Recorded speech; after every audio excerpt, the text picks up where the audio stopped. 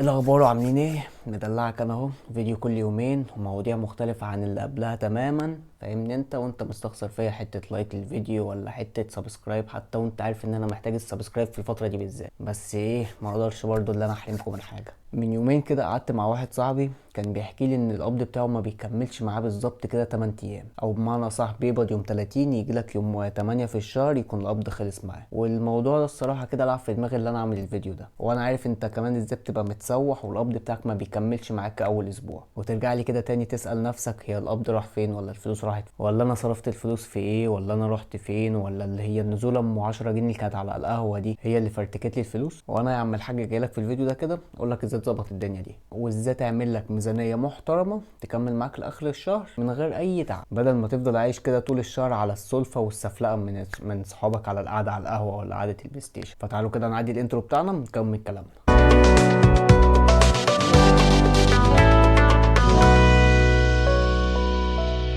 بص يا سيدي، انا هقولك على الطريقه اللي انا بستخدمها مع نفسي، لان انا سكه ودغري ما بقدرش اللي انا افضل قاعد ومش في جيبي فلوس، والصراحه كده ان انا اساسا بتحرج ان انا اطلب من حد فلوس. فانت كده هات لي ورقه وقلم وتعالى كده اكتب ورايا اللي انا هقوله لك ده. مهما كان قبضك 2000 ونص، 3، 4، 5، كل اللي عايزه منك بس انك تسجل معايا وتحاول على قد ما تقدر انك تفهم انا عايز اوصل لك ايه. بس سكه ودغري قبل اي حاجه، لو انت قبضك 1500 جنيه ولا 2000 جنيه صدقني السكه دي مش هتيجي معاك، وانت اصلا لازم تسيب الشغلانه دي، لان مفيش في الوقت ده شغلانه ب 1500 جنيه في الشهر. واوعى تقبل اساسا انك تشتغل ب 1500 جنيه في الشهر، ولا تقول لي 6 ساعات ولا 8 ساعات ولا معرفش ايه. اقل شغلانه دلوقتي من 2000 ونص للطالع، واصلا ال 2000 ونص ما بياكلوش عيش دلوقتي، بس ايه نمشي حالنا لحد كده اما ربنا يكرمك بشغلانه احسن بكتير. فانا هدي مثالي في الفيديو ده على ال 5000 جنيه. تعالى كده بقى نتفق ازاي تقسم ال 5000 جنيه بتوعك دول يظبطوا معاك الشهر كله. اول حاجه كده انك هتاخد منهم 50% اللي هم 2500 جنيه تشيلهم على جنب. هتقولي هتشيلهم على جنب دول بتوع ايه؟ هقول لك دول هيكونوا للاكل وللشرب وللقسط اللي عليك، قسط الموبايل الايفون اللي انت رايح جايبه بتاع السنه واللي انت اصلا مش عارف تسده، وايجار اذا كنت انت من الطلاب اللي هم واخدين سكن وقاعدين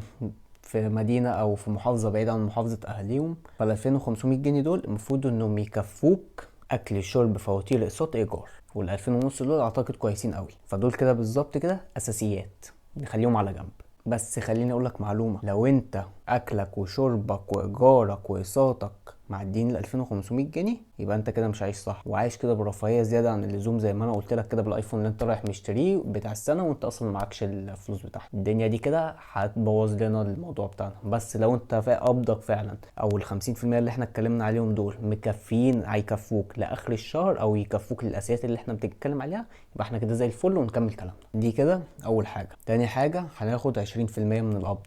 ال 20% دول اللي هم قد ايه؟ بيبقوا حوالي كده 1000 جنيه. هقول لك دول لابسط حاجه وللاساسيات برضو يعتبر. لو انت زي ما احنا متفقين جيماوي يبقى ال 1000 جنيه دول نخليهم خاصين بالجيم، ومتهيألي 1000 جنيه كتير قوي اساسا في الجيم دلوقتي. احنا روح كده شوف لك جيم على القد. انا ذات نفسي بروح جيم ب 250 جنيه ولا 300 جنيه في الشهر، فمش لازم ايه نعيش برفاهيه زياده عن اللزوم، كفايه العيشه اللي احنا عايشينها. ممكن بقى ايه نخليهم اشتراك جيم، هتجيب لك علبه بروتين على جنب، كرياتين، اقول لك تمام 1000 جنيه كويس قوي، عشان برضو ما بقاش اسمها اللي انا بضايقها عليك قوي. فاحنا كده قلنا 2500 جنيه الاساسيات بتاعتنا، وقلنا 1000 جنيه للجيم وللحبشتكنات بتاعته.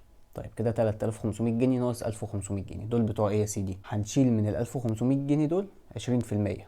هتقولي 20% بتوع ايه؟ هقول لك هنحوشهم على جنب. هتقولي طب انا احوشهم ازاي؟ احطهم في حسابي في البنك الفايده 5-6%، ولا معرفش ارميهم في البيت؟ لا بص، انا ان شاء الله كده الفتره الجايه دي او ممكن الفيديو اللي جاي كمان او الفيديو اللي بعديه، يعني بص ايه ما ادكش كلمه واحده في الموضوع ده. الفيديو ده هقول لك ازاي اساسا تحوش الفلوس بتاعتك. فانت اصبر عليا كده ودلعني بلايك ولا بكومنت ولا بسبسكرايب. يعني عايز كده ايه اوصل قبل اخر الشهر ل 100 سبسكرايب لو اقدر اساسا اللي احنا نعملها. فاحنا كده زي ما قلنا هناخد من 1500 جنيه دول 20% يتشالوا على جنب. ولو اساسا اتبقى منك فلوس من فلوس الجيم لو اللي انت لسه فاكرها اللي احنا اتكلمنا عليها، زود عليهم. ده كده يبقى انت بص عظمة العظمة. فكده مش هيتبقى معانا غير 10% اللي هم اعتقد كده حوالي 500 جنيه. طيب ال 500 جنيه دول ايه؟ هقول لك ال 500 جنيه دي ازمات. هتقول يعني، اقول لك يعني تتزنق في حاجه، تحصل لك مشكله، مصيبه لا قدر الله، يبقى انت كده معاك 500 جنيه مركونين على جنب. فاحنا كده يعتبر قسمناهم 50% منهم اللي هم ال 2500 جنيه اساسيات، 1000 جنيه للجيم، 20% من ال 1000 ونص اللي هيتبقوا هنشيلهم هنحوشهم مع بعض. ال 500 جنيه التانيين هيبقوا موجودين في جيبك للازمات او وقت ما يحصل لك اي حاجه، او بمعنى صح يا سيدي يبقى من ضمنهم برضو انك تمشي دنيتك بيهم، اللي هم دول يبقوا خاصين مثلا على قعدتك للقهوه. فاهمني انت؟ حاجه تحصل لك كده، حاجه تحصل لك كده، انت في فلوس في جيبك، لان انت المفروض هتعتبر مطلع كل حاجه من المصروفات بتاعتك. هتقولي طب انا قبضي فعلا سهيل اقل من ال5000 جنيه والدنيا مش ماشيه بيجيش معايا بالسكه دي. هقولك زي ما قلت، لو قبضك فعلا 1500 ولا 2000 ولا حتى 2000 ونص، وبيعتبر برضو 2000 ونص قليل بس هو بيقضي الغرض، فانا هضطر اقولك انك تشوف لك حاجه تانية تمشي دنيتك بيها جنب الفلوس دي او جنب الشغلانه دي. الناس دلوقتي كلها بتحاول انها تتعلم لها حاجه انها تجيب منها دخل، اذا كان برمجه، اذا كان مونتاج، اذا كان جرافيك، اذا كان بص اي حاجه انت فاهمها او اي حاجه انت عايز تفهمها وتتعلمها، انت تقدر تجيب منها فلوس. في زمان ده انت اي حاجه تقدر تجيب منها فلوس، فانت ما تبخلش على نفسك.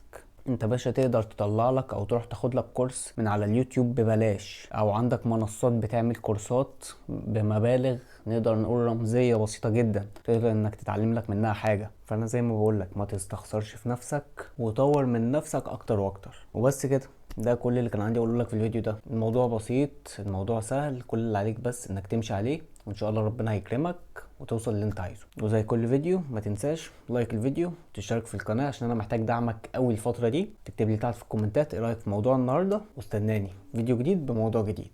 اشوفك على خير.